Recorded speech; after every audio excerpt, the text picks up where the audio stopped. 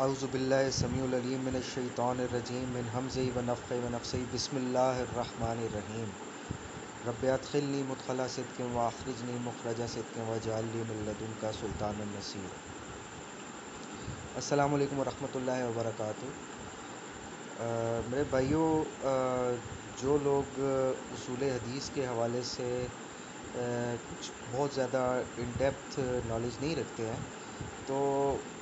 ان کو تدلیس کے بارے میں بڑا ایشو ہوتا ہے کہ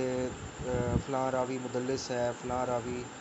جو ہے وہ سماع کی صراحت نہیں کر رہا، تو وہ چونکہ مدلس ہے اس لیے اس کے سماع کی صراحت نہیں ہے۔ یہ کیسے پتہ چلے مدلس ہے اور یا نہیں ہے؟ تو اس حوالے سے مختلف کتابیں ہیں جو مدلسین کی تحقیق کے حوالے سے اسلاف نے لکھی ہیں، اور پھر معاصرین، بہت سارے معاصرین نے بھی ان پہ کام کیا ہے۔ تو جیسے اسلاف میں اگر ہم دیکھیں جو مشہور کتابیں ہیں وہ طبقات المدلسین ہے حافظ ابن حجر کی، جس میں انہوں نے طبقاتی تقسیم کی ہے مدلسین کی۔ اسماع المدلسین ہے امام سیوطی کی، ابو زرع العراقی کی ہے، ابو زرع العراقی کی ہے المدلسین، اور اس کے علاوہ التبین ہے برہان الدین الحلبی کی، جو سبت ابن اجمی کے نام سے مشہور ہے۔ اس کے علاوہ اور دوسری کتابیں بھی ہیں یا منظومات ہیں، تو جیسے منظومہ ہے ابن طاہر المقدسی کا، وہ بڑا مشہور ہے۔ تو اس حوالے سے ابھی بھی چونکہ اختلاف ہے آج کل کے دور میں، بعض حضرات ابن حجر کی طبقاتی تقسیم کو مانتے ہیں اور بعض نہیں مانتے۔ بعض کہتے ہیں کہ امام شافعی کی سٹیٹمنٹ کے حوالے سے جو انہوں نے کتاب الرسالہ میں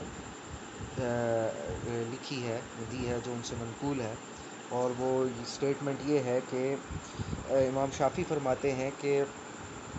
جس شخص کے بارے میں علم ہو جائے کہ اس نے صرف ایک دفعہ تدلیس کی ہے تو اس کا باطن اس کی روایت پر ظاہر ہو گیا، اور یہ اظہار جھوٹ نہیں ہے کہ ہم اس کی ہر حدیث رد کر دیں،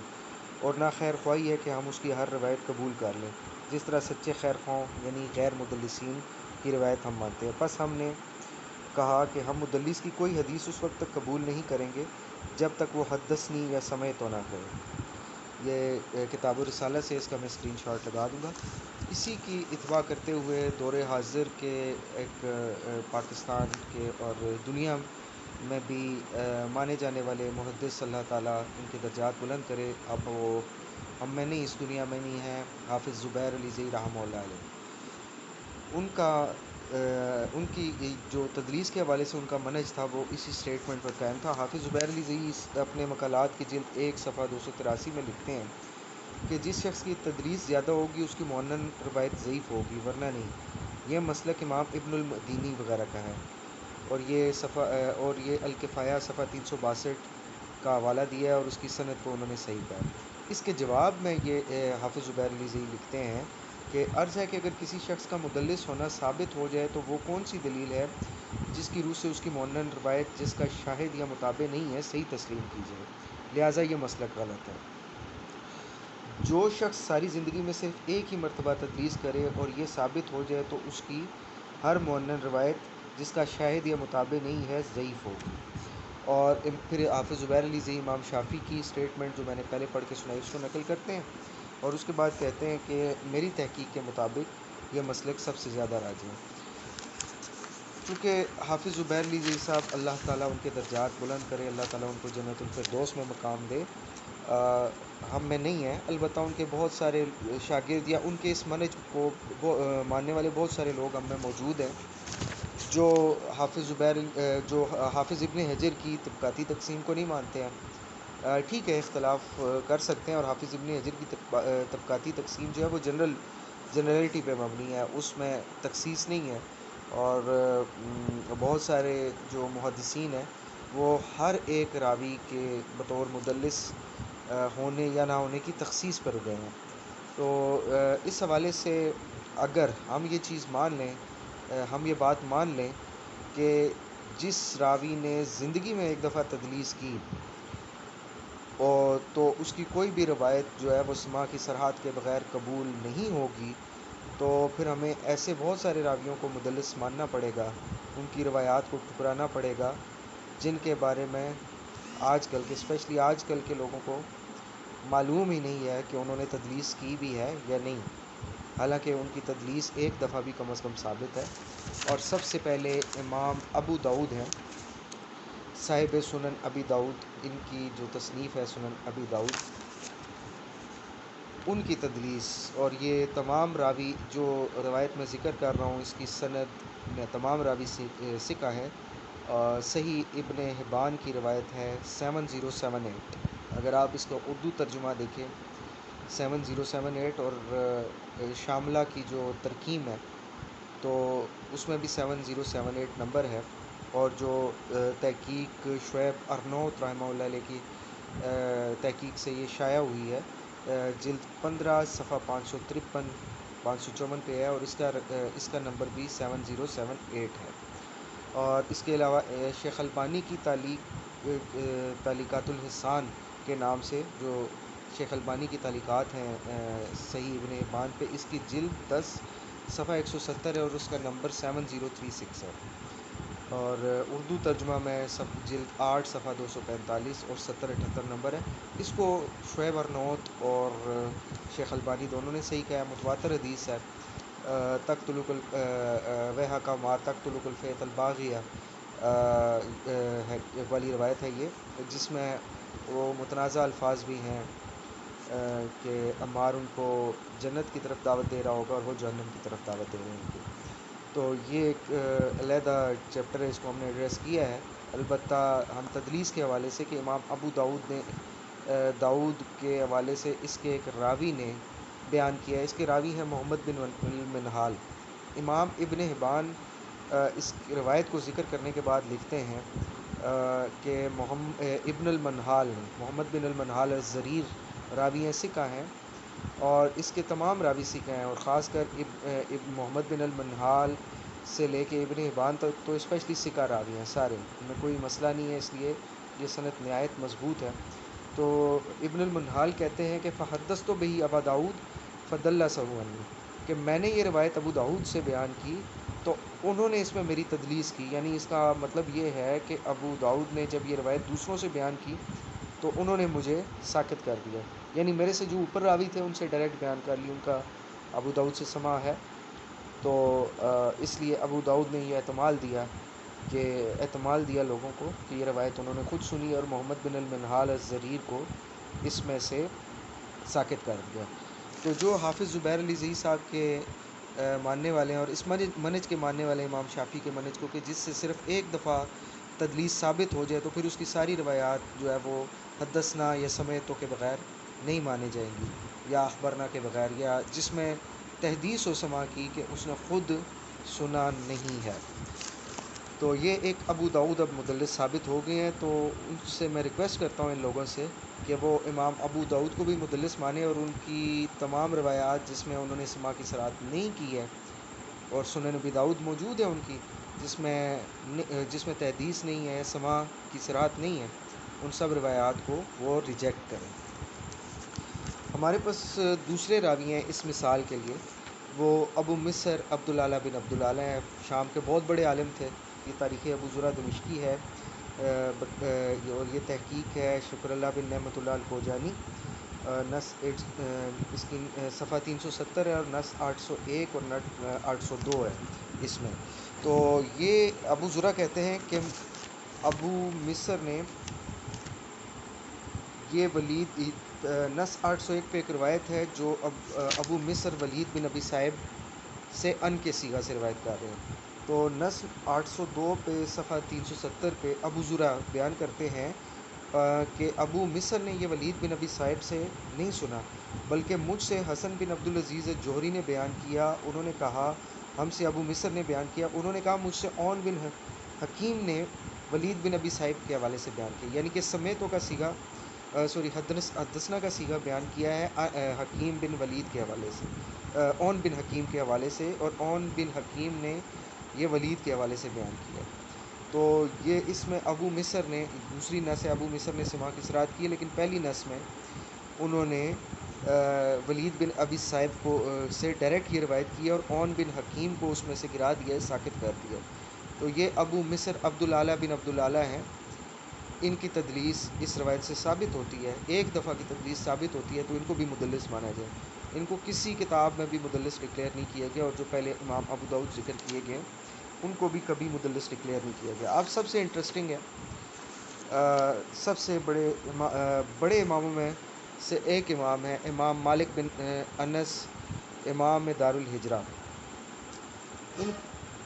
ہم انہی کے امام کا، جن کے منہج پہ یہ چل رہے ہیں، امام شافعی کا قول بیان کرتے ہیں۔ اور ذرا دیکھیے گا، بڑا انٹرسٹنگ قول ہے مناقب شافعی للبہقی، اس کی اسکرین شاٹ بھی میں لگاؤں گا، جلد 1 صفحہ 514۔ امام شافعی فرماتے ہیں کہ ان پر حیرت ہے، یعنی مالک بن انس پر، وہ اکرمہ کے بارے میں جو کہتے ہیں سو کہتے ہیں۔ اس کا مطلب یہ ہے کہ امام مالک اکرمہ جو حضرت عبداللہ ابن عباس کے غلام تھے، چونکہ وہ خارجی نظریات رکھتے تھے، اس لیے امام مالک ان کو ضعیف سمجھتے تھے، ان کی روایت جو ہے وہ بیان نہیں کرتے تھے، اور ان کا نام حذف کر دیا کرتے تھے۔ تو امام شافعی فرماتے ہیں کہ وہ اکرمہ کے بارے میں جو کہتے ہیں سو کہتے ہیں، لیکن جب کسی بات میں اس کے محتاج ہوتے ہیں تو کبھی اس کا نام لے کر موافقت کرتے ہیں، اور کبھی زن سے، اور کبھی اس سے، یعنی اس کا نام لینے سے سکوت اختیار کرتے ہیں۔ یعنی کہ جب سند بیان کرتے ہیں نا، تو کبھی اس کا نام بھی بیان کر دیتے ہیں، کبھی زن دیتے ہیں، جیسے ان فلاں ان ابن عباس، اور کبھی اس کے نام سے ہی سکوت اختیار کرتے ہیں، یعنی اس کے نام ہی نہیں لیتے ہیں۔ تو پھر آگے امام شافعی کہتے ہیں، اور وہ رضا والی روایت سور بن زید ان ابن عباس روایت کرتے ہیں، عرب کے نصارہ کے ذبیحہ والی روایت، اور اس کے علاوہ بھی، یعنی کہ اس کے علاوہ بھی یہ جو 2 روایتیں ہیں، یہ سور بن زید ان ابن عباس روایت کرتے ہیں، اور اسے سور نے اکرمہ سے روایت کیا ہے۔ اب اتنے بڑے امام، یعنی کہ سور اکرمہ سے یہ روایت کرتے ہیں، ایکچولی یہ ڈائریکٹ سور بن زید نے یہ روایت ابن عباس سے نہیں کی ہے، یہ سور بن زید نے اکرمہ سے کی ہے، روایت کی ہے، اور اکرمہ نے عبداللہ ابن عباس سے۔ اور امام شافعی لکھ رہے ہیں کہ مالک جو ہیں وہ اکرمہ کو حذف کر دیتے ہیں۔ دارقطنی سے حدیث عثمان ان عمر دا خدی بالارض ویل لی ان لم یغفر اللہ علی، یہ حدیث عاصم بن عبید اللہ بن عاصم ان عبد الرحمن بن ابان بن عثمان ان ابی ہی ان عثمان روایت کی گئی ہے۔ دارقطنی نے کہا کہ یہ حماد بن زید ان یحییٰ بن سعید ان عاصم بن عبید اللہ اسی طرح روایت کی گئی ہے، یعنی کہ عاصم بن عبید اللہ سے آگے جو سند ہے وہ ہے، اور مالک نے اس میں مخالفت کی ہے، اسے ان یحییٰ ان عبد الرحمن بن ابان ان ابی ہی ان عثمان روایت کیا ہے، یعنی کہ جو حماد بن زید نے روایت کیا ہے یحییٰ بن سعید کے حوالے سے، جو انہوں نے عاصم بن عبید اللہ کے حوالے سے، تو امام مالک نے یحییٰ کے حوالے سے اسے ڈائریکٹ عبد الرحمن بن ابان کے حوالے سے بیان کیا ہے، اور آگے وہی سند ہے، لیکن اس میں عاصم بن عبید اللہ کو امام مالک نے ساکت کر دیا۔ اور آگے امام دارقطنی کیا لکھتے ہیں وہ بھی ہم آپ کو بتاتے ہیں، اور دارقطنی کہتے ہیں کہ اور اس میں عاصم بن عبید اللہ کو ذکر نہیں کیا۔ مالک کو اس قول میں وہم ہوا ہے، یہ امام دارقطنی کا قول چل رہا ہے، مالک کو اس قول میں وہم ہوا ہے کہ انہوں نے ان یحییٰ ان عبد الرحمن بن ابان روایت کیا ہے، یا تو انہوں نے عمدن عاصم بن عبید اللہ کو ساکت کر دیا ہے، یعنی کہ جان بوجھ کے عاصم بن عبید اللہ کو ساکت کر دیا ہے، یا تو اس میں وہ احتمال کا ذکر کر رہے ہیں، کنفرم نہیں ہے، لیکن اگلی سٹیٹمنٹ بڑی امپورٹنٹ ہے دارقطنی کی، علل کے امام ہے، اور سب اس بات میں متفق ہیں کہ علل کا علم دارقطنی پہ ختم ہو گیا۔ دارقطنی آگے کہتے ہیں کہ یہ ان کی عادت تھی کہ وہ سند میں سے جو ان کے نزدیک ضعیف ہوتا تھا وہ راوی کو ساکت کر دیا کرتے تھے۔ تو میرے بھائی تدلیس کی آپ کہیں بھی ڈیفینیشن پڑھ لیں، تو جو مدلس ہوتا ہے وہ ہمیشہ اسی راوی کو ساکت کرتا ہے، یعنی جس کو وہ پسند نہیں کرتا، جو ضعیف ہوتا ہے وہ اسی راوی کو ساکت کرتا ہے نا، اور کس کو کرے گا؟ اگر جو اس کی وجہ ہے راوی کو ذوف کو چھپانے کے لیے ایک تدلیس وجہ ہے، تو اس میں وہ ضعیف راوی کو ہی ساکت کرتا ہے نا، اور کس کو ساکت کرتا ہے؟ تو یہ علل دارقطنی جلد 2 صفحہ 8، اس میں یہ بالکل کنفرم بیان ہو گیا کہ امام مالک نے تدلیس کی ہے۔ اب ہم خطیب بغدادی کا قول نقل کرتے ہیں، الکفایہ صفحہ 365۔ خطیب بغدادی کہتے ہیں کہ یہ کہا گیا کہ مالک بن انس ان سور بن زید ان ابن عباس، یہ سور اکرمہ ان ابن عباس روایت کرتے تھے، یعنی کہ سور تو اکرمہ ان ابن عباس روایت کرتے تھے، لیکن مالک بن انس جو ہیں وہ ان سور بن زید ان ابن عباس، یعنی کہ اکرمہ کو حذف کر دیا کرتے تھے، اور مالک اکرمہ سے روایت کے حوالے سے روایت کرنے کو ناپسند کرتے تھے، انہوں نے حدیث میں اس کا نام ساکت کر دیا اور ارسال کیا، اور یہ جائز نہیں ہے، اور مالک مرسل سے صحت لیتے تھے، لیکن وہ جانتے تھے کہ یہ حدیث اس حوالے سے ہے جو ان کے نزدیک حجت نہیں ہے، یعنی کہ اس راوی کے حوالے سے جو ان کے نزدیک حجت نہیں ہے، اور مرسل تو حال میں اس روایت سے اچھی ہوتی ہے، یعنی کہ مرسل روایت کے بارے میں تو یہ پتہ ہوتا ہے کہ جو بیان کرنے والا راوی ہے اس نے اس سے سماع ہی نہیں کیا جس کے حوالے سے وہ بیان کر رہا ہوتا ہے، اور جب جس سے ارسال کیا جائے اس کا حال ثابت نہ ہو تو یہ حجت نہیں ہوتی، یعنی کہ جب ارسال کیا جائے جس سے اور اس کا حال پتہ نہ ہو، یعنی کہ بیچ میں جو راوی ہو اس کا حال نہ پتہ ہو تو یہ حجت نہیں ہوتی۔ یہ الکفایہ صفحہ 365 پہ ہے۔ اب اب یہاں پہ بہت سارے محدثین، چونکہ وہ میں نقل نہیں کرتا طوالت کے خیال طوالت کے خوف سے، کہ بہت سارے محدثین کہتے ہیں کہ چونکہ مالک کی عادت کا ہمیں یہ پتہ ہے کہ مالک یہ کیا کرتے تھے کہ ضعیف راویوں کو ساکت کر دیتے تھے، لیکن ان کو پتہ ہوتا تھا کہ حدیث صحیح ہوتی ہے۔ تو حافظ زبیر علی زئی صاحب اپنے مقالات کی جلد صفحہ 1281 میں لکھتے ہیں، حافظ ابن حبان کا قول جو ہے وہ جو موقف ہے وہ نقل کرتے ہیں کہ جو شخص صرف ثقہ سے تدلیس کرے اس کا انانا مقبول ہے۔ اس سلسلے میں صرف ایک مثال سفیان بن عیینہ کی ہے۔ حافظ ابن حبان لکھتے ہیں اس کی مثال صرف سفیان بن عیینہ ہی اکیلے ہیں، کیونکہ آپ تدلیس کرتے تھے مگر ثقہ متقن کے علاوہ کسی دوسرے سے تدلیس نہیں کرتے تھے۔ یہ الحسان بترتیب صحیح ابن حبان جلد 1 صفحہ 90 کا حوالہ دیا حافظ زبیر علی زئی صاحب نے اپنے مقالات میں۔ پھر اس کے رد میں پھر مزید لکھتے ہیں حافظ صاحب کہ امام دارقطنی وغیرہ کا بھی یہی خیال ہے۔ سوالات الحاکم صفحہ 175 کا حوالہ دیا انہوں نے، یہ ان کے مقالات کا جو صفحہ میں نے منشن کیا اس پہ یہ اویلیبل ہے۔ اب ان کے رد میں لکھتے ہیں کہ سفیان کے اساتذہ میں محمد بن عجلان، اعمش اور سفیان ثوری وغیرہ ہیں، اور یہ سب تدلیس کرتے تھے، اور امام سفیان بن عیینہ کے انا کو کس طرح آنکھیں بند کر کے قبول کر سکتا ہے، یہ حافظ زبیر علی زئی صاحب رحمہ اللہ نے کہا۔ تو حافظ زبیر علی زئی صاحب یہ کہہ رہے ہیں کہ امام ابن حبان کا موقف ہے کہ سفیان بن عیینہ صرف ثقہ سے تدلیس کرتے ہیں، اس لیے ان کی روایت قبول ہے جو آنے والی ہو جس میں سماع کی صراحت نہ ہو۔ تو یہ ان سے اختلاف کیا انہوں نے کہ سفیان بن عیینہ کے استادوں میں تو خود مدلس شامل ہے، تو ان کے انس کو کیسے آنکھیں بند کر کے قبول کیا جا سکتا ہے۔ اب امام مالک سے 3-4 آپ کو نصیں دے دی ہیں کہ امام مالک سے تدلیس ثابت ہوئی کہ انہوں نے ساکت کیا، اور امام مالک نے ضعیف راوی کو ساکت کیا، تو آپ کو کیسے معلوم ہے کہ امام مالک جس راوی سے بیان کر رہے ہیں کیا آپ اس بارے میں کنفرم ہیں؟ حافظ زبیر علی زئی صاحب تو اب اس کو نہیں سن سکتے، تو ان کے جو شاگرد ہیں تو کیا وہ اس بارے میں کنفرم ہیں کہ امام مالک نے جس راوی کو ساکت کیا دوسری روایات میں سوائے اس کے جو بیان کی گئیں